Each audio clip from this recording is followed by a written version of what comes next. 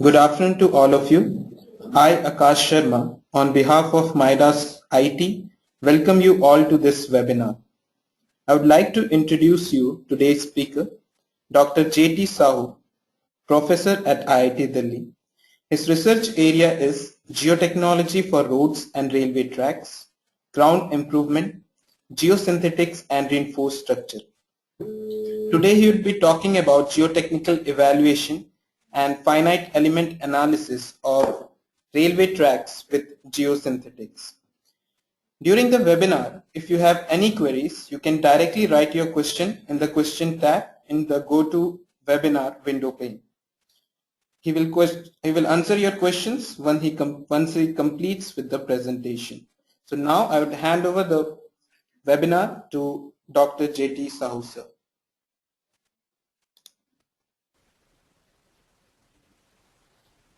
Hello, sir. Good evening, everyone.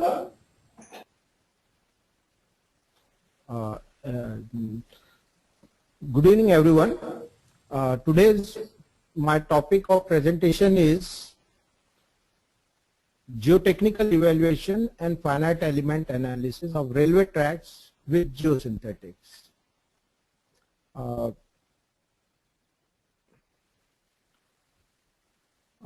am thankful to Midas IT for giving me this opportunity. Now, I will be covering this particular presentation under these headings. First, I will talk about the introduction and methodology adopted. Then I will talk about the characterization of materials. And then I will talk about the model test and then finite element analysis and concluded by parametric study, design methodology, field validation, etc. So, to begin with, let me introduce the topic to you.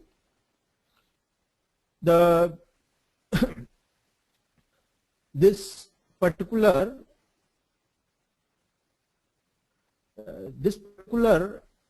presentation is based on the research work carried out by myself in 1994 during my PhD thesis at IIT Kanpur.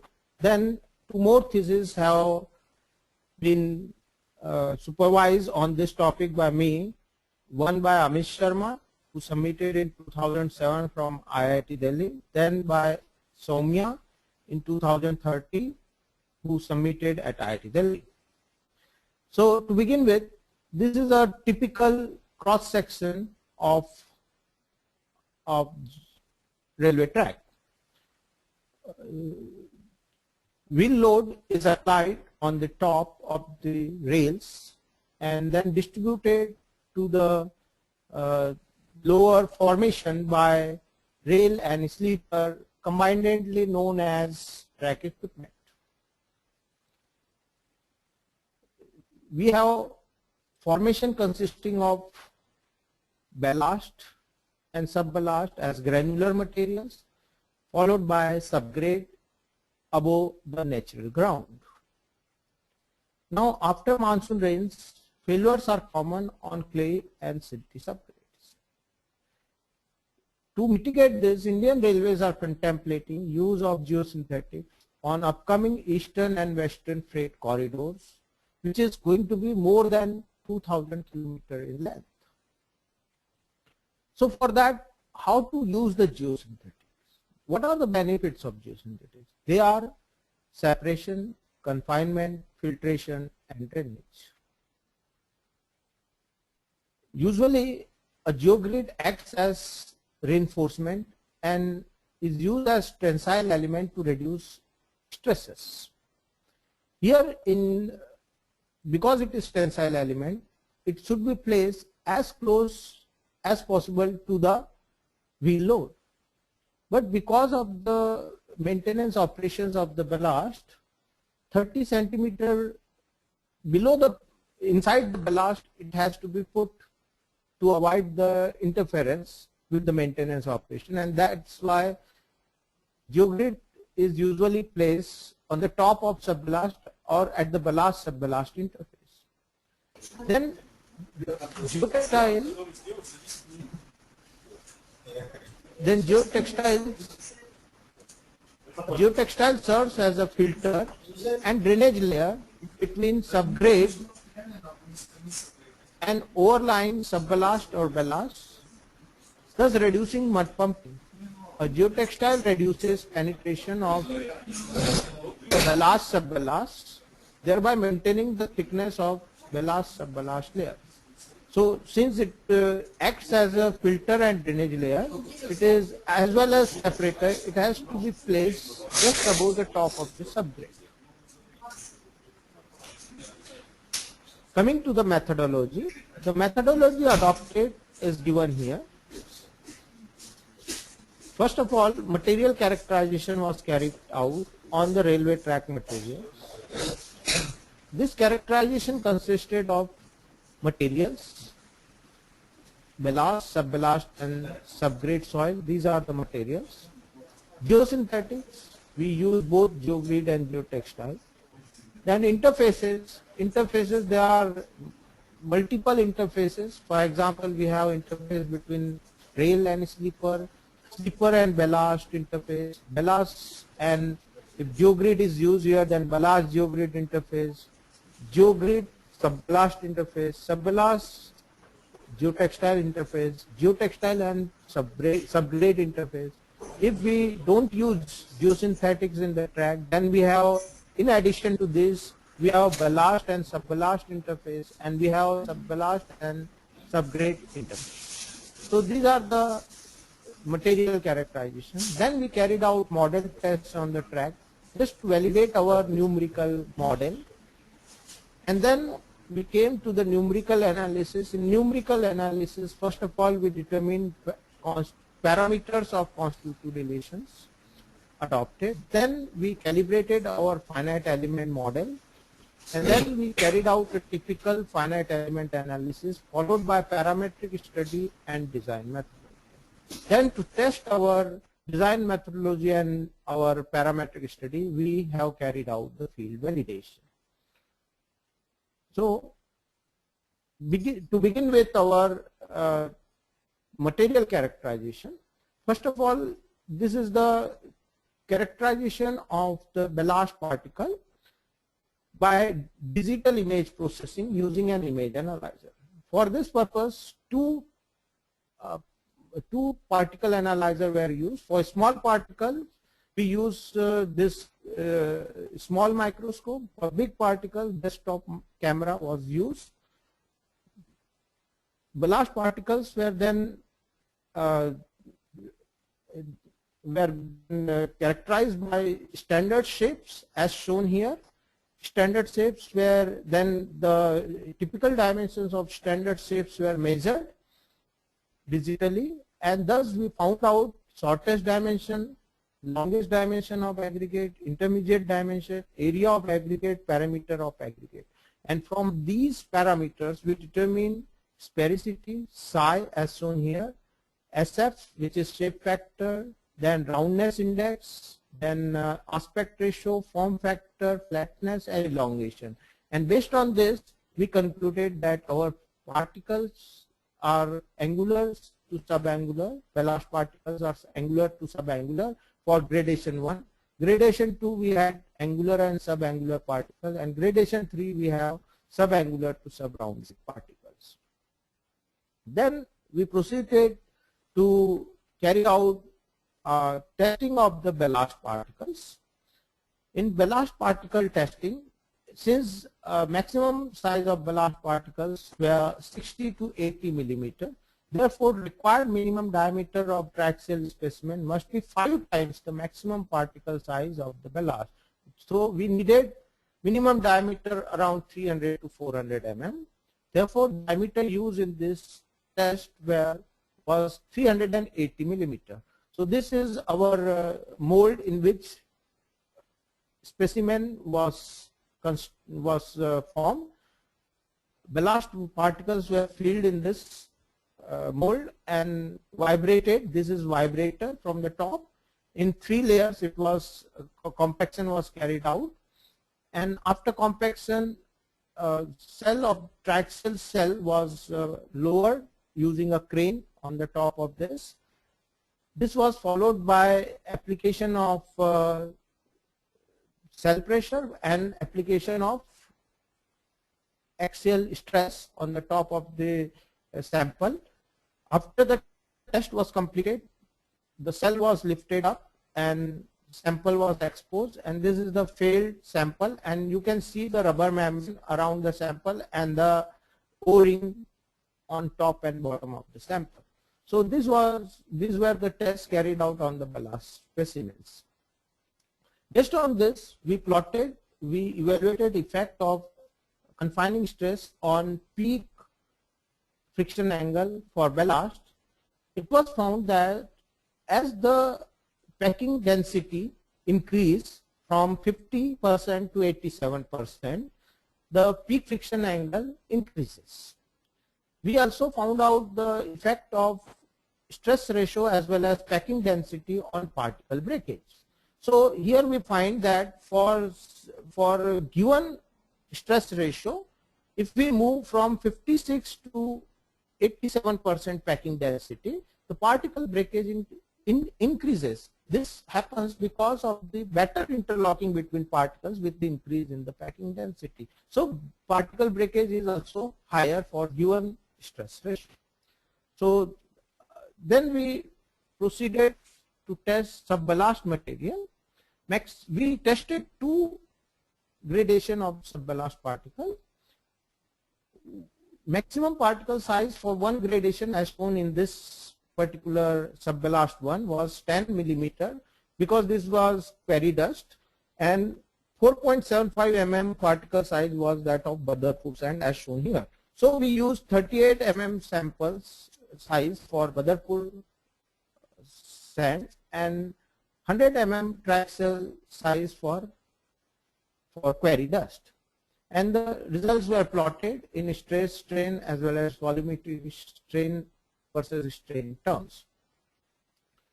So then we carried out the triaxial test on subgrade soils.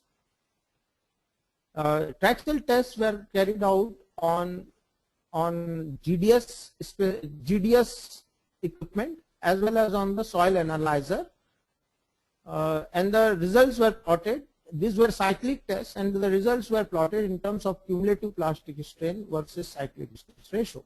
These tests were carried out to evaluate threshold stress ratio.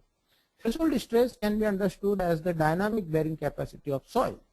So it was found that as the cyclic stress ratio increases beyond a certain point, approximately 60% here, the cumulative plastic strain becomes non-terminating. It increases suddenly where it becomes very high. This can be taken as the threshold stress ratio of the soil. In this way, we evaluated threshold stress ratio for variety of soils. Then we also interpreted our tests in critical state framework and evaluated critical state test parameters. For this purpose, we plotted P prime by P prime versus Q by P prime, and in this space for Delhi silt, Allahabad silt are shown here. Similarly, we have plotted for other soils also. It was found that at low confining stresses, the compacted soils behave like over-consolidated soils, and their stress path rises vertically up, and then they move along the Worsley surface and reach critical state line at failure. Similar behavior was obtained for Allahabad silt, but as the confining stresses increase, they become fully saturated. They rise straight to the Worsley surface and then move to the critical state line. So this was our findings, and we evaluated the critical state parameters based on these results. Then we also carried out large size direct shear test to evaluate interface parameter. Interface parameters were evaluated in terms of shear stiffness and normal stiffness. So for this shows the interface testing for ballast material as well as for the geogrids. Now for ballast particles, for ballast material, particle size was very high. That is why we had to go for direct shear, large size direct shear test of 30 centimeter by 30 centimeter size. So this shows interface of ballast with the steel sleeper. This shows interface of ballast with the concrete sleeper. This shows the interface of ballast with the geotextile. This shows the interface of geogrid with the subballast particles. For small size particles, we carried out interface testing on small size direct shear test equipment. This equipment had shear box of 60 mm by 60 mm size. This shows subballast 1 with the subgrade soil. This shows the subgrade with the subballast 2, and one can clearly see the failure here and here. So based on this, our test, we found that we can classify our total interfaces in 3 categories based on shear stiffness. Category zone 3 are low stiffness zone, and zone 1 are high stiffness zone. In zone 1, we have particles of interface of ballast with subballast 1 or subballast 2 directly, and zone 3, which is low stiffness interface. Here we have interface of ballast with steel sleeper or interface of ballast with concrete sleeper, and so on. Then we come to the model test on railway tracks. So these tests were carried out to validate our numerical analysis. Now here, subgrades after heavy monsoon rains, when most subgrade failures occur, was simulated. And for this purpose, we use as wet sample as possible, and then we did kneading compaction on those samples. Then they were filled in test box. On the top of subgrade, we laid our earth pressure cell as well as a plate for which we transmitted the signals at the top of the rail, and there we put the dial gauges and measure the displacement. So response of plate resting on the subgrade could also be measured on the top, at the top. So this way we did instrumentation at each layer.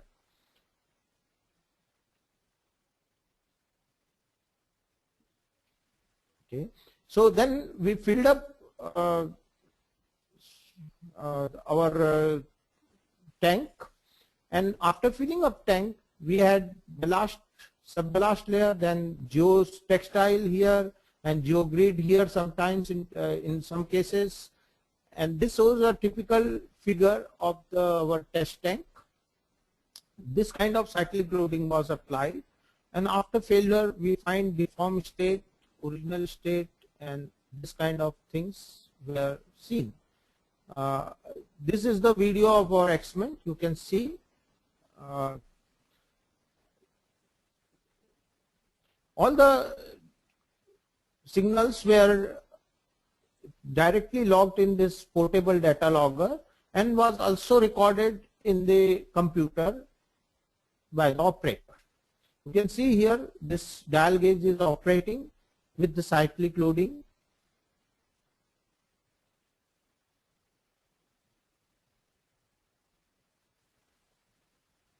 This is load cell, red one.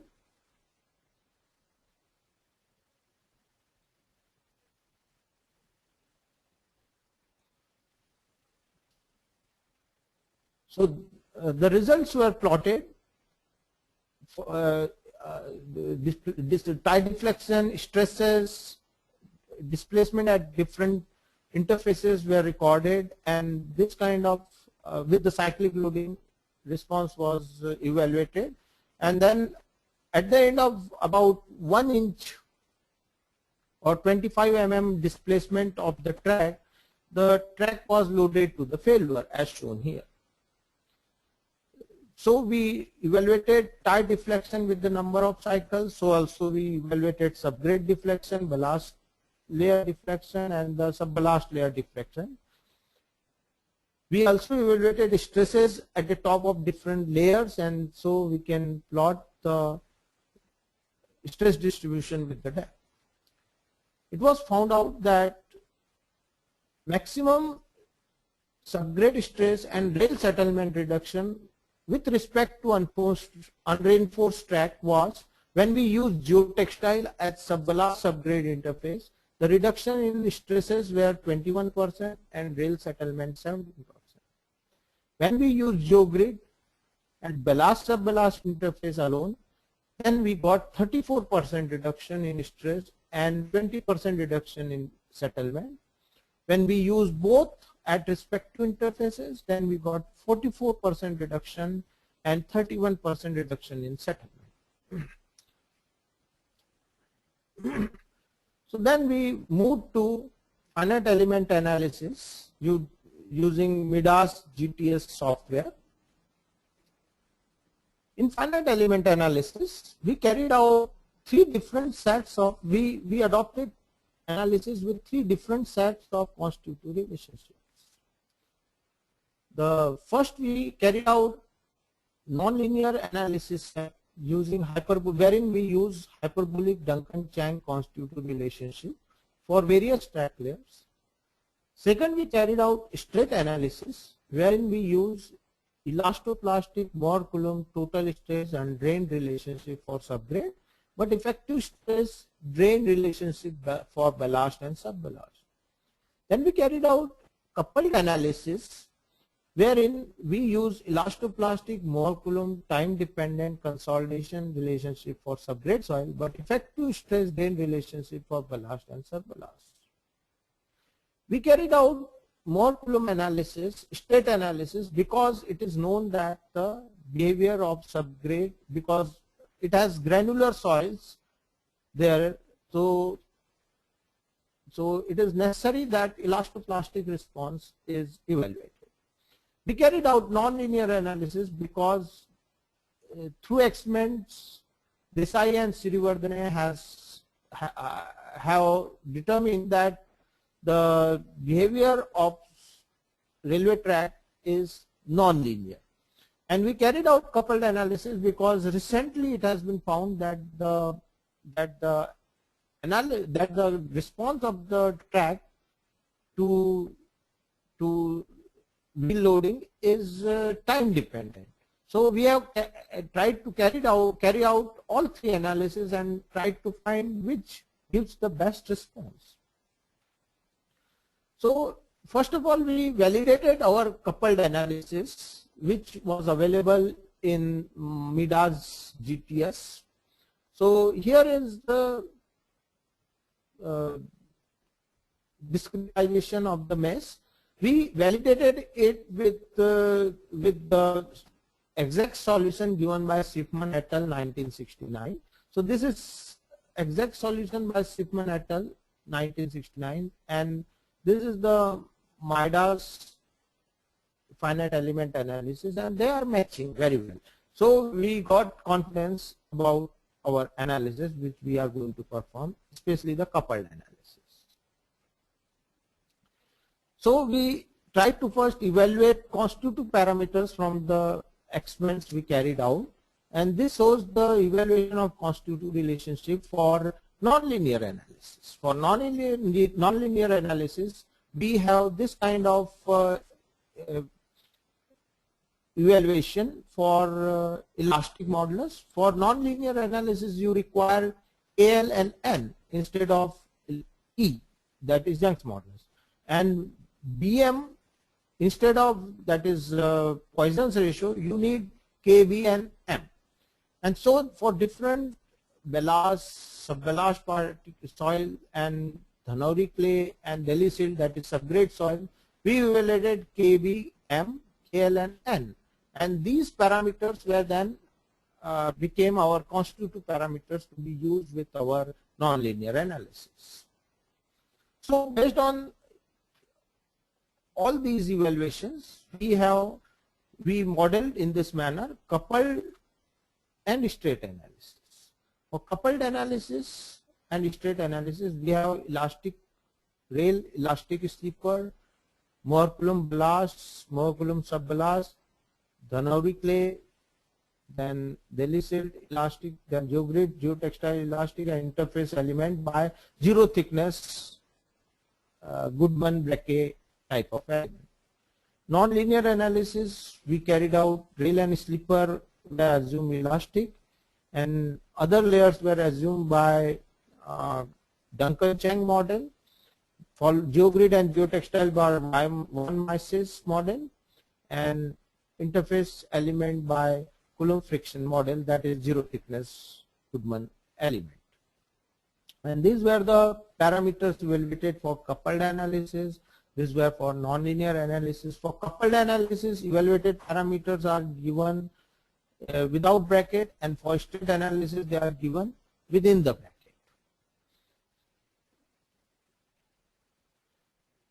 This figure shows the validation for finite element model.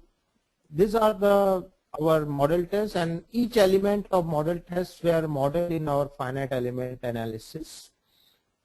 10 noded tetrahedral elements were used for body elements, and interface elements were represented by 12 noded tetrahedral elements. We have around 7 interfaces here.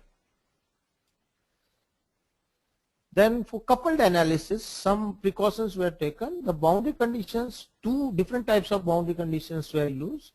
Then we had unreinforced cases or geogrid reinforced tracks wherein we didn't have proper filter or drainage. In that case, we simulated drainage boundary over the top and bottom only. Whereas when we had coupled analysis, we assumed that ballast particles and subballast particles will be fully drained, and they can act like non-consolidation boundary, or like these elements can act as structural elements without pore pressure nodes. While this subgrade, we assume drainage boundary at the top and bottom of the subgrade. So here the drainage conditions were better as compared to this case. So these are the results, and this shows the displacement contour on the top of each layer, and as well as within geogrid and geotextile. This shows vertical stresses contours at the top of different layers and geogrid and geotextiles. Then analysis results were also compared, deformed shape in MIDAS as well as in the model tests. Then this shows deformed shape along the rail in model test and in MIDAS. And then we carried out comparison of load displacement relationship, and it was found that nonlinear and Duncan-Chang, while the comparison is good for 2 of the cases, in this case these 2 cases, DC33 test and DC22 test, it was found that comparison was not good for DS20 test. So this shows that Duncan-Chang model is not able to represent the subgrade behavior properly, especially for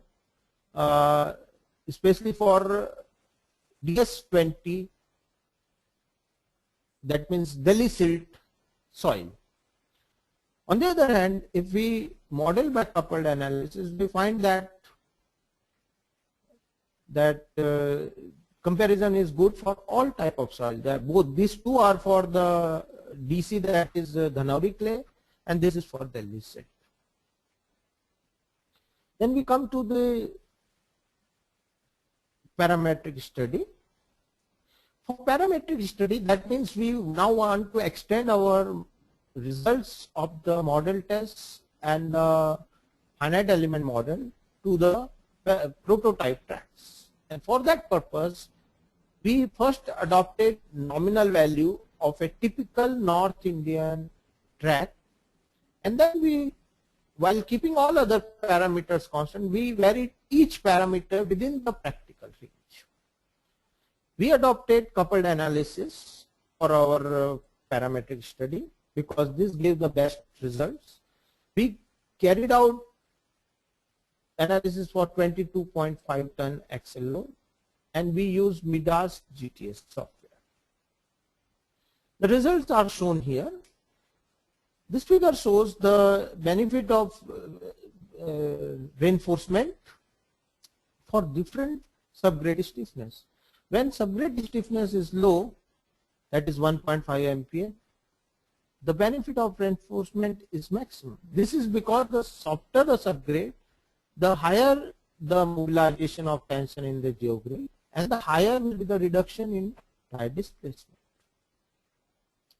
This figure shows the effect of depth of subballast. So we find that a track with DSB equal to 450 mm and one layer of geogrid EGG equal to 2 GPa. That means this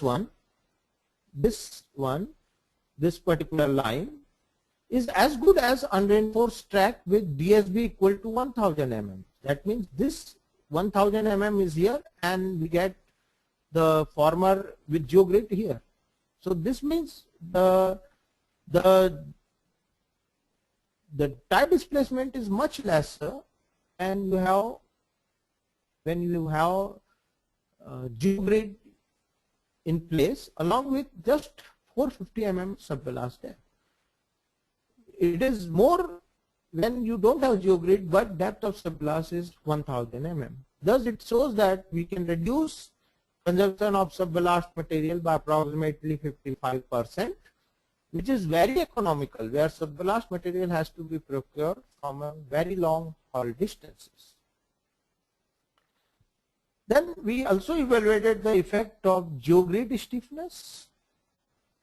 It was found that tie displacement decreases with an increase in geogrid stiffness as well as the number of geogrid layers. However, 2 layers of geogrid causes more reduction in tie displacement than a single layer of geogrid with double the stiffness. So it is better to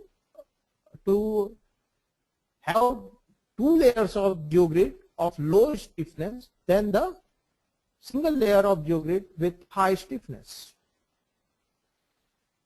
This shows the effect of subgrade shear stiffness parameter phi prime. Similar graph was also plotted by C prime subgrade cohesion, and the results were almost similar. It was found that if subgrade is weak, that means C prime phi prime are low, then tie displacement are high. Thus, the weaker the subgrade, the higher the mobilization of tension in the geogrid and higher the reduction in tie displacement. Now, we focused our energies towards the mud pumping.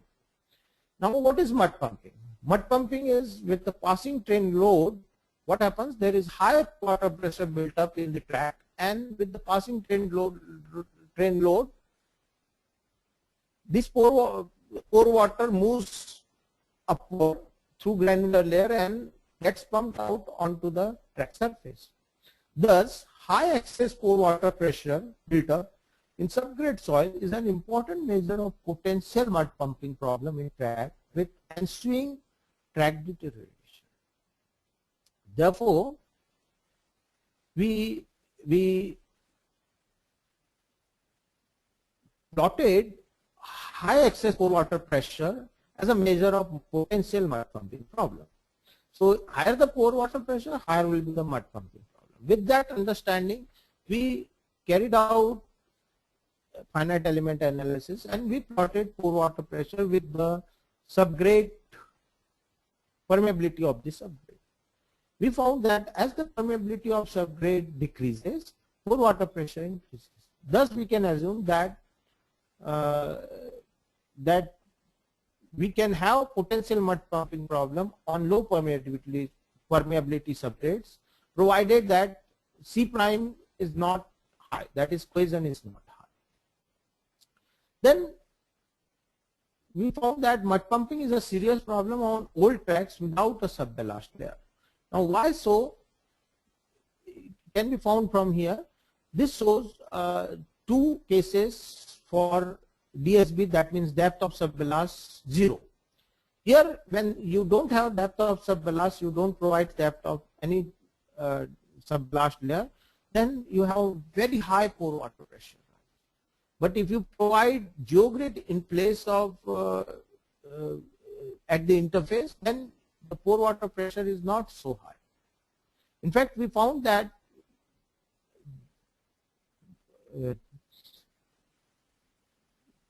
a depth of subballast of 450 millimeter reduces pore water pressure in lesser amount as compared to one layer of geotextile. So we can save a lot of amount on the subballast depth if we do this. This shows the effect of the permeability of subballast. So we find that if tracks, that is old tracks without a subballast layer, if rehabilitated with a geotextile with adequate drainage capacity, such tracks will give better performance in terms of reduction of pore water pressure than relaying the track with the 450 mm thick subballast layer. This figure shows the variation of pore water pressure with the subballast thickness. One can see that as subballast thickness increases, the pore water pressure decreases. However, one can see that the effect of subballast permeability also. More the permeable or subballast layer, you get better the reduction in the pore water pressure.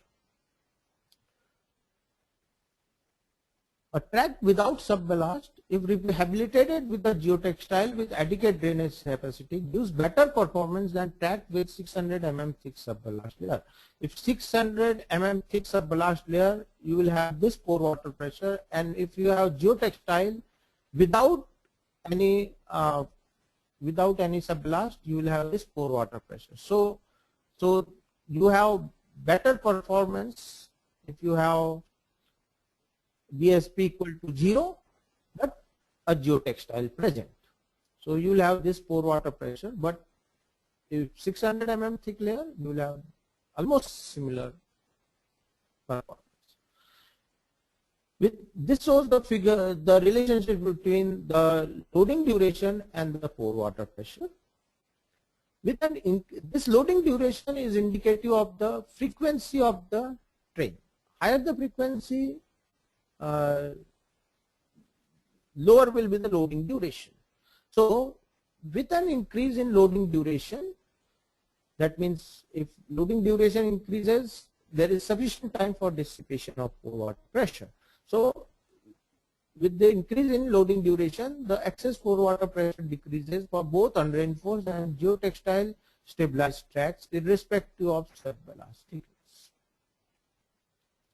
And based on this, design methodology was formulated. This design methodology was formulated based on old British rail method, wherein induced stresses obtained by finite element analysis had to be kept lower than the threshold stress of the subgrade by providing adequate formation thickness.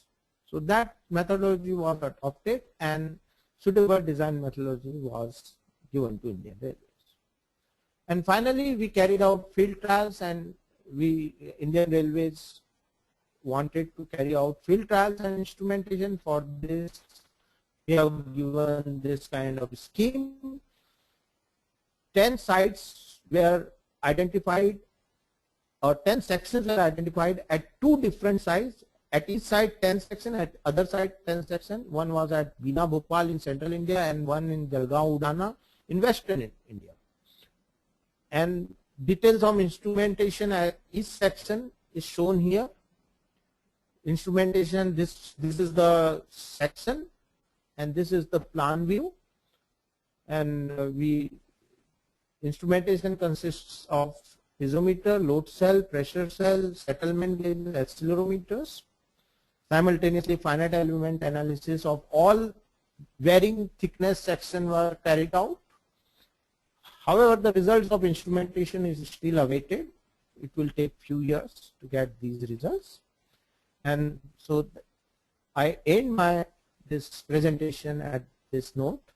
Thank you very much. Yes, Akash. Thank you very much for your presentation, sir. It was very informative regarding the finite element modeling and practical simulation. Now, I would like all the attendees to ask questions if you have any. You can directly write the questions in the question tab. Sir, for now there is a question from Hridaya C. Sekar. He thanks you for the valuable information you provided through the webinar, and he asks you to tell him more about the interface properties which were given for the finite element analysis. Okay, thank you. Can I speak now? Yes, sir, you can proceed. Okay. For interface properties, there are two properties. One is shear stiffness. We have two properties in each interface. One is shear stiffness, another is normal stiffness. For shear stiffness, we characterize it by KS1 and KS2, and normal stiffness we characterize by KN. Besides this interface, if we can, we can also characterize by C subscript delta and phi subscript delta. That means C delta and phi delta, which means the cohesion and the adhesion and the interface friction of these interfaces. So these three properties and two properties. Okay, thank you very much for your reply, sir. Yes, sir, please proceed. Yeah, please. Okay, so the next question is from Nizan Huwas, and he asks you that have you tried GeoCell, or are there any application of GeoCells in railways? Thank you for your question. GeoCell, yes, we can adopt GeoCell also. GeoCell is more for very, very soft soil rather than for these soils are good. Problem here is these soils are good. They are not weak or soft, but with the monsoon rains, it pours when it comes. So at that time there is a lot of problem with the soil. It becomes literally saturated, and there are a lot of subgrade failure. But yes, we can use GeoCells for, let us say, very soft soil, for regions where you don't have the good soils. Yes. Okay, sir. Thanks you for your reply. So I'll ask other attendees if you have any questions from the webinar. So you can directly ask your question. You can directly type in the question tab.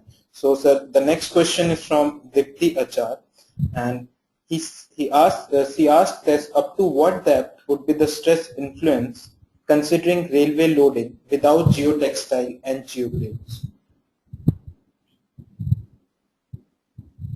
Okay, good question. The influence of geotextile, the influence of wheel loading will go approximately, I will say, 2 to 5 meters. It depends on your wheel load. For example, for low wheel load, we can second stress will go up to 2 meter. But for if wheel load is very high, it can go for up to 5 meter. For example, in model test, we had only subgrade thickness of 50 to 65 centimeter in a model dimension. If you translate that into the field, it becomes almost like 2 meter. So same way, 2 to 5 meter is the thickness or the depth inside the subgrade. The effect of the wheel loading will go depending upon how high or low is the wheel load. Okay, thank you very much for your reply, sir. But you specify like with 32-ton wheel load, so what would be the depth? For 32-ton wheel load, the depth will be approximately 4 to 5 meter. You will have to discretize the domain up to 4 to 5 meter. Okay, thank you very much for your reply. This depth is around 4 to 5 meter. Okay.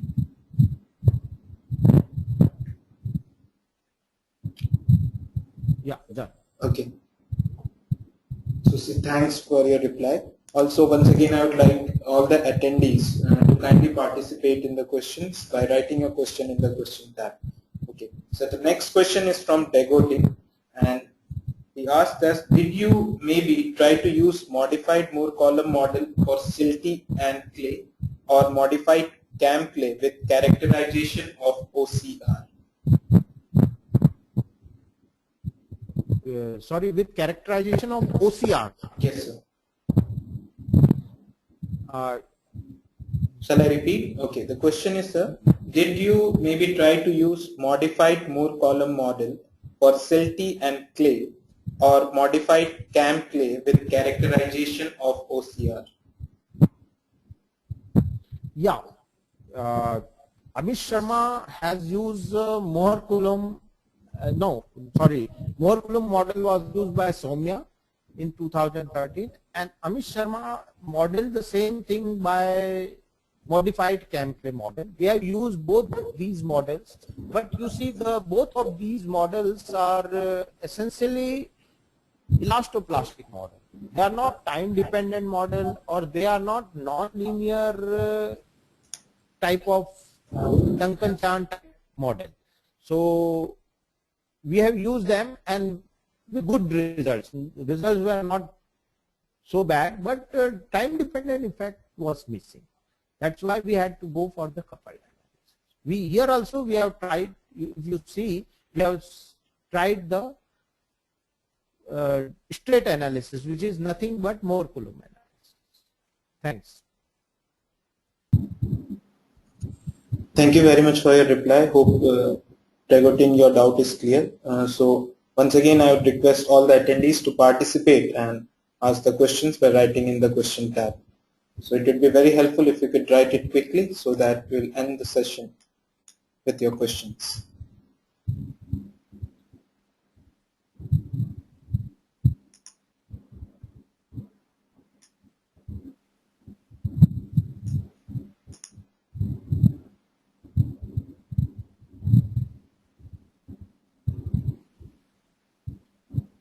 Okay, so finally I will once again ask if you have any doubts or any queries regarding the presentation or the finite element modeling, you can ask right now.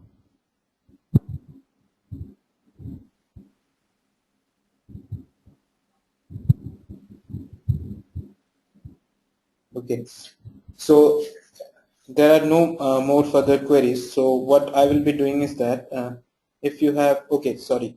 We have one more query. Sir, Dipti Achar asked that, could you please explain benefit of reinforcement when subgrade is stiffer?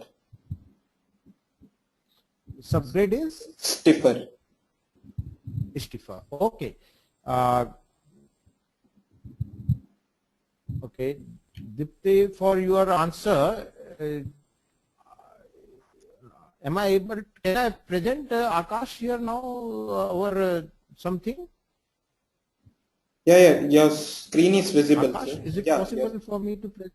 Yeah, your screen is visible, so you Visible. can just Okay, open the file. Okay, thank you. Visible. Okay, okay.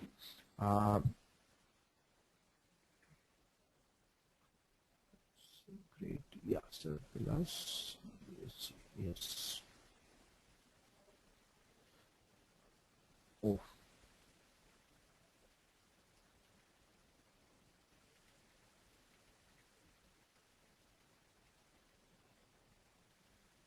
Okay.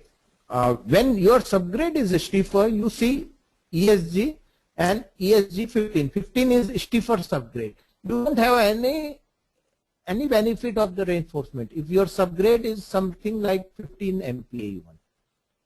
And when it is 1.5 MPa, you have tremendous benefit of the geosynthetics.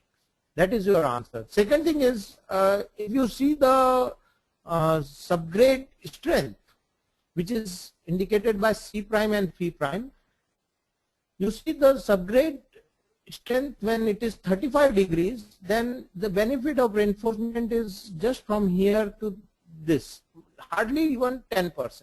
While when subgrade strength is low, that means P prime SG is 20 degrees, the displacement is there is much reduction in the displacement. So that is the benefit of the reinforcement depending upon the subgrade stiffness. Thanks. Thank you very much for your reply, sir. I hope that your doubt is cleared with your reply. So once again, kindly ask your question as quickly as possible in the question tab so that sir can reply to your doubt. Okay, so the next question is from Nizan. He asked you that in Midas software, how did you model the repetitive point load, or did you consider a static point load?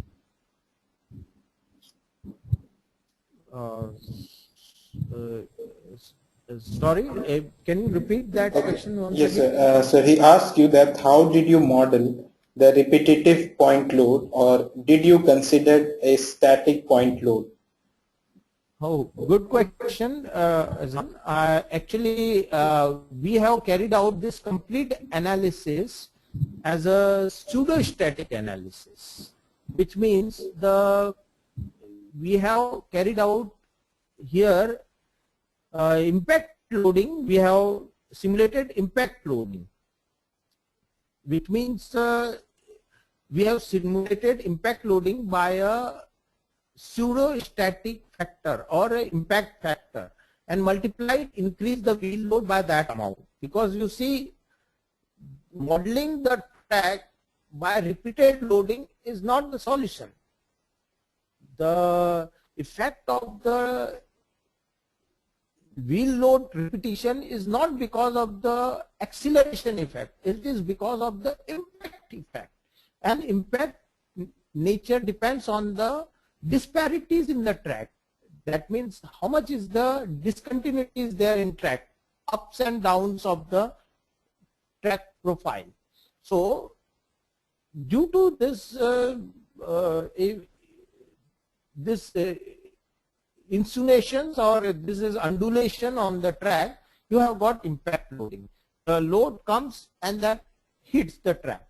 Now that cannot be modeled in a simple numerical model unless you discretize for a long track.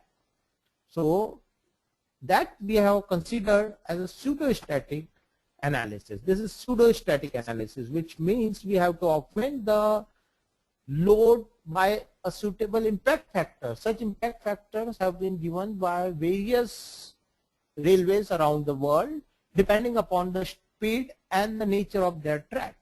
So for Indian Railways also we have one complete chart that is available by RDSO. We have taken from that impact factor for 300 km/h speed, and that impact factor we have used and augmented our load and then carried out with that augmented load pseudo-static analysis. Thanks. Thank you very much for thank you very much for your reply. So the next question is from Dipti. He asked that what should be the minimum distance between the reinforcement when we use double reinforcement layers, that is for geogrids. Shall I repeat? Minimum distance between the reinforcement. Yeah, when we use double reinforcement layers.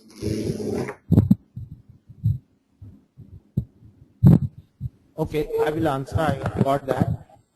See, when we use double reinforcement, one reinforcement we are assuming it is on the at the ballast subballast interface, and other is at the subballast subgrade interface.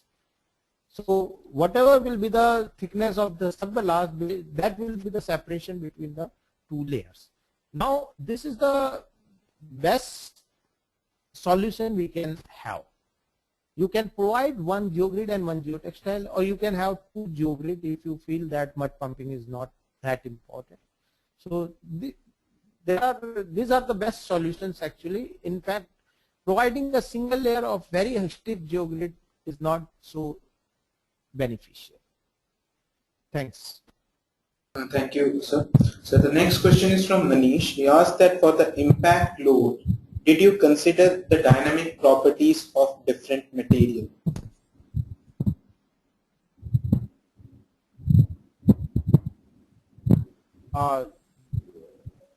Manish, here for impact loading,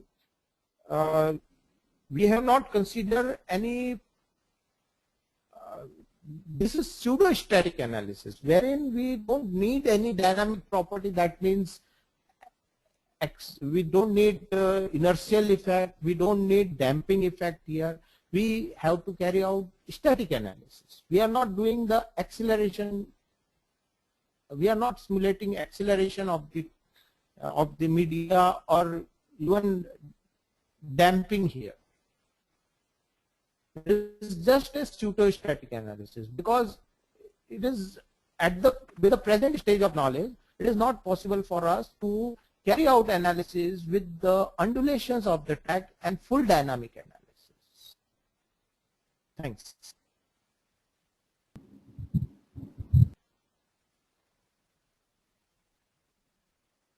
Yes, Akash. Thank you, sir. So the next question is from Zifeng Zhan, and we want to ask you that how did you consider the bogie wheels load distribution on the rail? Okay. Let me check if I have any suitable bogie configuration which we have used. Unfortunately, I have not included that in my presentation.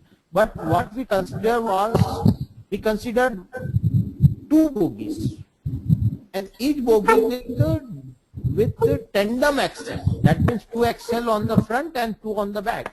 So the most critical case comes when you have two bogie back to back, and they have two tandem axle, one on this side for this bogie and one for other bogie. And so we took the symmetry between these two bogies, and we simulated two wheel loads on one side. So automatically by symmetry it became four wheel load, two on the other side. And because there was also symmetry at the center of the track, that means at this level there was also symmetry. So this two wheel load also got mirror image on the other two sides. So this two mirror image on that side, and because this was also symmetrical, so this four were then mirror image on this side. And this was the symmetry between two bogies. This was the tandem wheel load. Thank you. Thanks a lot. So once again, if all the attendees could hear me, if you have any queries, you can directly write in the question box. And with this note, we'd like to finish the webinar within few minutes. So kindly ask any questions if you have.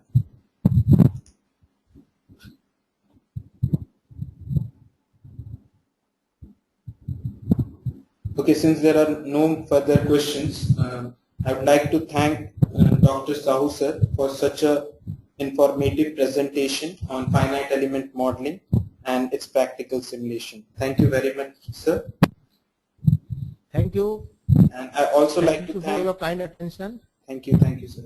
And I would also like to thank all the attendees who have attended, and we will shortly be sending you the webinar recording. And if you have any further queries, you can directly write to us at techsupport@midasit.com. That is TECH support, SUPPORT @midasit.com. Thank you.